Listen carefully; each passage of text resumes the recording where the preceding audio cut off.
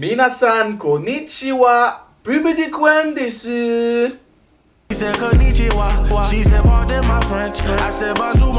Installez-vous, prenez un petit thé ou un saké et nous on part sur une émission spéciale pub japonaise. Alors bien entendu, on a choisi des pubs qui sont fortement marquées par l'univers, la culture, les coutumes et l'humour du pays. Oui, parce que les pubs japonaises, il en existe aussi des tas qui ressemblent à nos publicités occidentales. L'intérêt ici, c'était d'aller piocher et découvrir des spots originaux de chez eux. Vous remarquerez que dans cet épisode, on a choisi que des pubs qu'on trouve drôles, intéressantes ou vendeuses. En bref, il n'y aura pas de contre-exemple dans cette vidéo. Et pourtant, il en existe des gros navets au Japon. T'as dit quoi? C'est moi le gros navet? Ce qu'on va faire, c'est qu'on fera bientôt un épisode spécial sur les pires publicités japonaises. Parce qu'aujourd'hui, on va voir du loufoque, certes. Mais croyez-moi, ça reste soft. Bon, on peut démarrer avec notre premier spot, régie vidéo.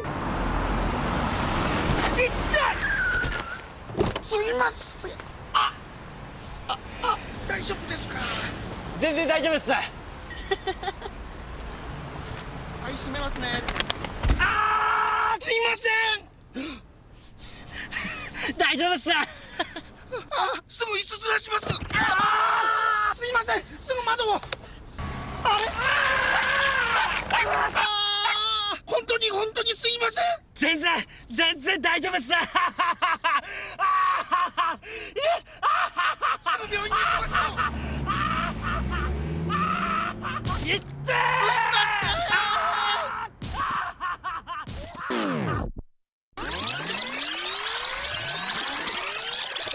ありがとうございました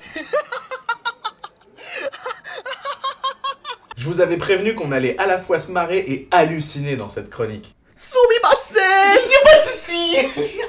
C'est difficile pour nous de faire une vraie analyse parce qu'en soi, ces pubs contiennent beaucoup d'absurde et ce sont ces situations déjantées qui nous font rire. Les trois pubs du jour ont cette similitude, de l'humour absurde et du what the fuck.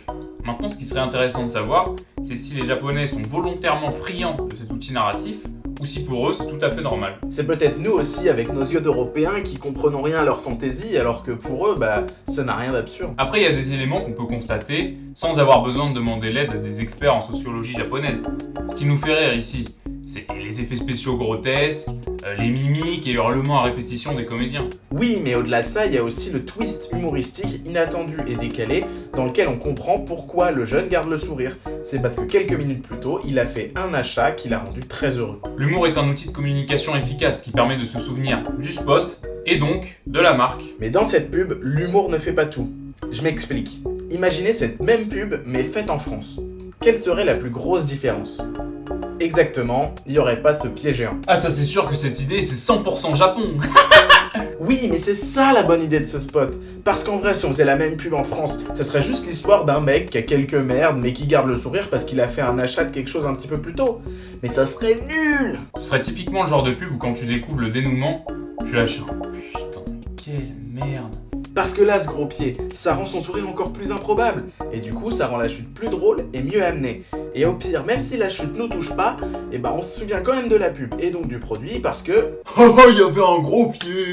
C'était intéressant de parler de cette pub parce que son excentrisme est typiquement japonais, mais aussi parce qu'elle s'inscrit complètement dans leur culture. En effet, depuis Hiroshima et Nagasaki, la peur de la mutation, mais aussi celle d'un incident énorme et incontrôlable, est vraiment présente dans la culture japonaise.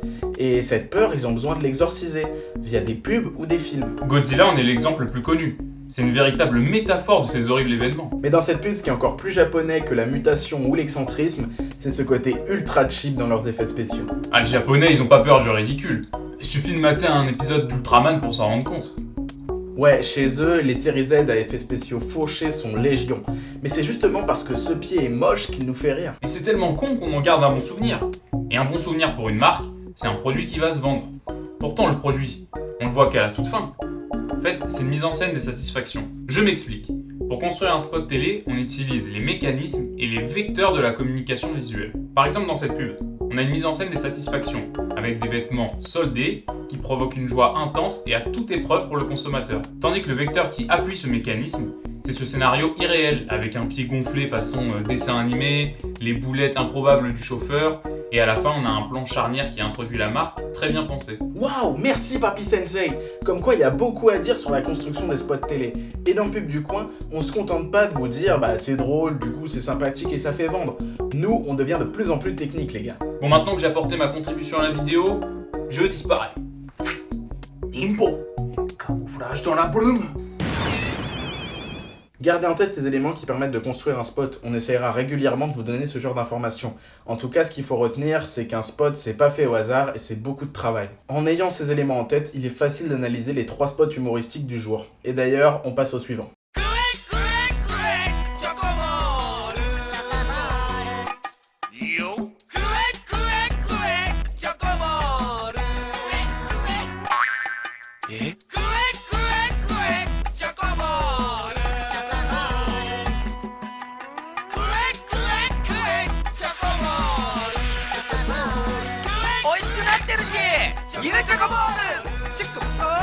Cuec, cuec, cuec, chocoball, Chocoball. Quand on vous disait qu'ils avaient pas peur du chip, bon moi j'adore cette pub, y a aucun souci. Par contre au niveau de l'analyse, ça va être compliqué parce que je vois pas comment vous pouvez avaler quoi. cuec, cuec, cuec, chocoball. Bon, Papy Sensei, au lieu de faire n'importe quoi là, tu veux pas m'aider? Parce que juste avant, tu dis oui, rien n'est laissé au hasard dans la publicité, mais là je vois mal comment on va défendre ça. Cuec, cuec.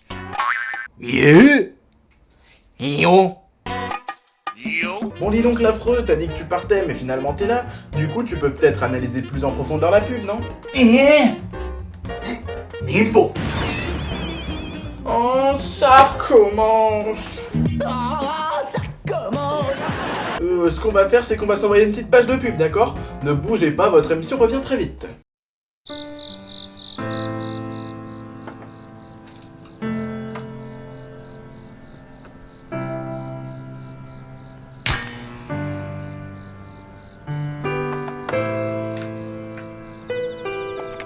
Mo 電気代払うお金一銭もないわよ。は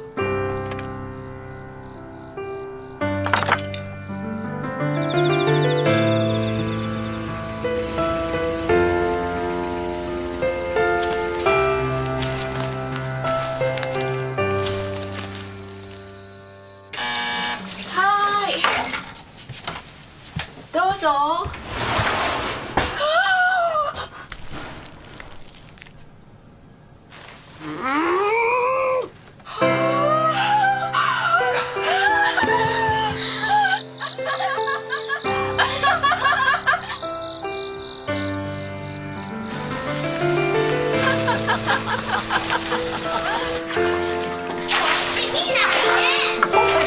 Sympa, non? C'est toujours très drôle, mais en plus, il y a une esthétique léchée qu'il n'y avait pas dans les 2 autres spots farfelus. Il y a un vrai travail sur la lumière, sur les plans, ça crée vraiment une ambiance et même un chouïa d'émotion. L'émotion est dosée finement avec les quelques notes qu'on entend au piano, et elle se lie sur les expressions des différents protagonistes. Le spot n'a pas du tout l'air d'être amusant, et pourtant il est hilarant. On retrouve des influences tirées de l'univers du manga, avec la quête du père vers un défi impossible à relever au premier abord. Ça c'est sûr que partir s'entraîner dans la forêt avec les lucioles, c'est pas commun. En plus le mec il est resté 5 ans, ça prouve sa détermination. Je sais pas ce qu'il a fait avec elle, mais ça devait pas être très kawaii. Il revient au bout de 5 ans, genre « Hé chérie, je suis rentré, regarde, j'ai une queue qui brille, elle est cool, non ?» C'est un peu n'importe quoi, mais bon. Essayez franchement de deviner ce que ça vend. Regardez.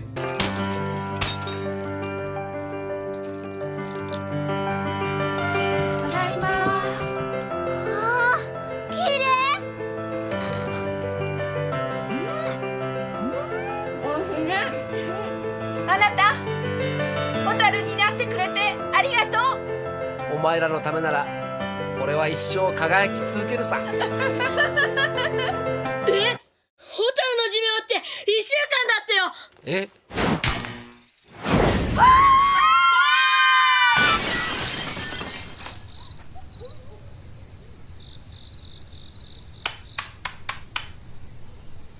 Lors du dénouement, on voit un drame arriver et on se dit que le ton du film va encore changer. Mais c'était sans compter un twist qui nous apprend qu'en fait, ce spot nous vend des LED. Et du coup, bah, on se marre. Chapeau. En tout cas, oui, il y a encore une mutation, mais cette fois-ci dans une pub vraiment bien faite, qui nous prouve qu'on peut retrouver leur excentricité également dans des projets à gros budget.